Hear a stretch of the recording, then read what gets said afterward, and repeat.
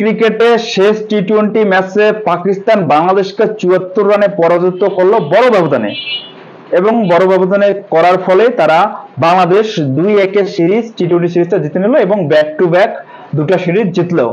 তো বাংলাদেশকে অভিনন্দন দিতে হবে, অনেক অনেক অভিনন্দন বাংলাদেশের জন্য, এবং এশিয়া কাপের জন্য শুভকামনা থাকলো বাংলাদেশের জন্য। এবং আজকের ম্যাচ নিয়ে আমি এবং ইনিংস নিয়ে যদি একটু কথা বলি, আমাদের সাথে থাকবেন।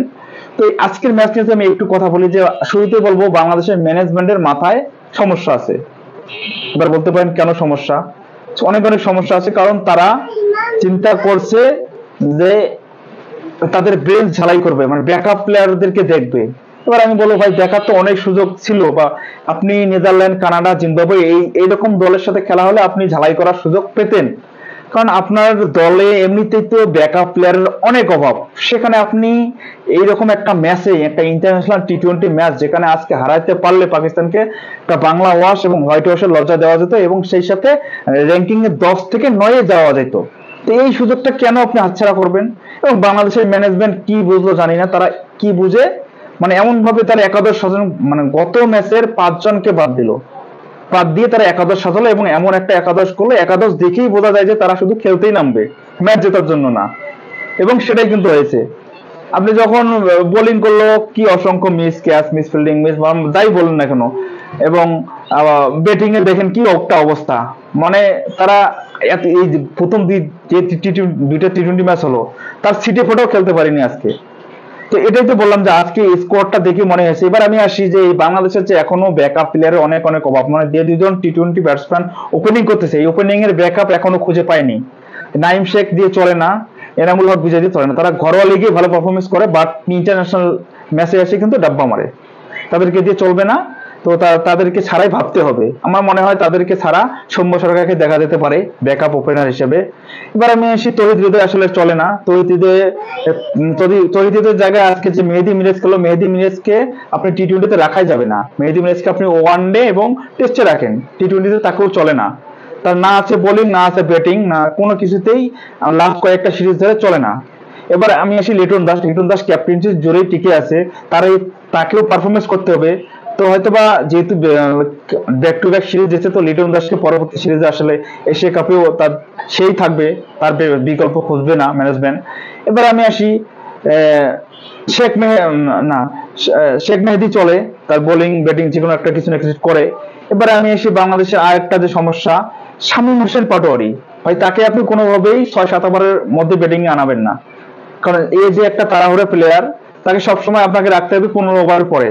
কিন্তু ম্যানেজমেন্ট ঘুরে ফিরে তাকে দ্রুত নামিয়ে দেয়, এবং তার ফলাফল কিন্তু জিরো আসে। তো এই হচ্ছে ম্যানেজমেন্টের দশা। যাই হোক, ম্যানেজমেন্ট কি বুঝে আজকে এই স্কোয়াডটা করলো একমাত্র ম্যানেজমেন্টই জানে। আর বললামই তো, যেখানে অনেকগুলো সুযোগ ছিল, যে সুযোগগুলো হাতছাড়া করলো। এখন এখন তো আর কোনো ম্যাচ নেই আমার যতটুকু ধারণা, সামনে একবারেই এশিয়া কাপে মাঠে নামবে। তো এই জন্য হয়তো বা তারা বেঞ্চটা ঝালাই করতে চাইছে, কিন্তু বেঞ্চ ঝালাই করার মতো প্লেয়ার যে বাংলাদেশে নেই, সেটা বোঝাই যাচ্ছে। এখন হয়তো আপনি বলতে পারেন 4 নম্বর অপশন তহিদ হৃদয়, মেহেদী হাসান মিরাজের জায়গায় কাকে নিতে পারেন। আমি যদি বলি, আমার এক্সপ্রেশনে আমি বলবো আপনারা নুরুল হাসান সোহানকে আপনারা ট্রাই করতে পারেন। বলবো না যে সে ভালো কিছু করবে। এবং মিডল অর্ডারে যে বাংলাদেশের ব্যাটিং ব্যর্থতা, সেখানে আপনি মহিদুল হাসান অঙ্কনকে আপনি ব্যবহার করতে পারেন, মানে দেখতে পারেন। একটা বলতে সে ভালো পারফরমেন্স, কিন্তু বাট দেখতে পারেন বাকিগুলোর চেয়ে হয়তো বেটার কিছু পাওয়া যাবে, এটা আমার আসলে ধারণা। তো ম্যানেজমেন্টই আসলে ডিসিশন নেবে, বাইরে তারা ফাইনাল ম্যাচ ডিসিশন বের করবে। কিন্তু আজকের ম্যাচে যে ম্যানেজমেন্ট বড় বোকামি করছে, এটা ম্যানেজমেন্টে অবশ্যই তারা ইতিমধ্যে টের পেয়ে গেছে। এবার আমি আসি যে আজকে এই যে হার, আরো কিছু কথা আছে এখানে। যদি আজকে বাংলাদেশ যদি আজকে জিতে যেত, তাহলে কিন্তু সমালোচনা হইতো বাংলাদেশকে দিয়ে, টিমকে নিয়ে। কারণ জিতে গেলে ওই ধান ক্ষেত মিরপুর বলেই পাকিস্তানকে হোয়াইট ওয়াশ করলো, তাছাড়া পারতো না।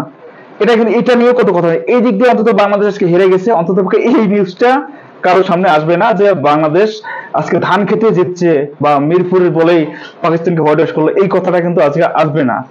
তো এই জন্য আর কি ওই দিক থেকে ভালো লাগতেছে যে না, বাংলাদেশ হারাতে অন্তত ওই জিনিসটা সমালোচনাটা আসলো না। বাট আপনারা হয়তো অনেকে ভাবছেন যে মিরপুর বলে থাকে, কিন্তু মিরপুর এটা টি-20 ম্যাচে আপনারা মিরপুর বলে কোনো কথা না। গত ওয়ার্ল্ড কাপে আমরা দেখেছি 110, 15, 20, 130 রান পর্যন্ত, এর বেশি রান হয় নাই। যখন যুক্তরাষ্ট্রে খেলা হলো, যুক্তরাষ্ট্রের ম্যাক্সিমাম খেলাগুলো এরকমই হয়েছে। তো আপনি ইন্টারন্যাশনাল আপনি যতই ভাবেন না কেন ফ্ল্যাট পিসে বিশ্বকাপের মতো ম্যাচ আপনি ফ্ল্যাট পিসে পাবেন না। স্পোর্টিং উইকেটে হবে বা স্লো উইকেট থাকবে এবং স্পোর্টিং উইকেটে হবে বেশি। একবারে আপনার হাই স্কোরিং ম্যাচ আপনি ম্যাচ বাই ম্যাচ পাবেন না। তো ভাই দাদা বাংলাদেশের জন্য শুভকামনা, এবং বাংলাদেশ হয়তো বা এর সাথে বেটার ক্রিকেট খেলুক বা এশিয়া কাপে যাচ্ছে আমি আশাবাদ ব্যক্ত করবো, এবং বাংলাদেশ যেন আরো ভালো ক্রিকেট খেলে এবং এই স্কোয়াডটাতে আরো দুই একজন পরিবর্তন যদি করতে পারে তাহলে হয়তো ভালো কিছু পাওয়া সম্ভব এশিয়া কাপ থেকে। এবং এই এশিয়া কাপের কিন্তু 8টি দল ইতিমধ্যে কিন্তু আজকে ঘোষণা হয়ে গেছে। অন্যান্য বছর যেটা 6টি দল ছিল এবার কিন্তু 2টা দল বাড়িয়েছেন এবং 8টি দল হবে এবং 2টা গ্রুপে হবে, চারটা করে আটটা দলের খেলা হবে এবং দুর্দান্ত একটা লড়াই হবে এশিয়া কাপে, এটা বোঝা যাচ্ছে। তো বাংলাদেশ একটা গ্রুপ অফ ডেথ অফ গ্রুপে পড়বে, অন্যবার যেরকম পড়ে এবার সেরকমটাই হবে, এবং ভারত পাকিস্তান কিন্তু একই গ্রুপে থাকবে। কারণ ওই তো বললাম বিজনেস বলে কথা, যতই যাই বল না এখনো ভারত পাকিস্তানকে অন্য গ্রুপে দেবে না, ওই দুজন একই গ্রুপে থাকবে এবং চেষ্টা করবে এশিয়ান ক্রিকেট কাউন্সিল যে কিভাবে ভারত পাকিস্তানকে বারবার মোকাবেলা করা যায়।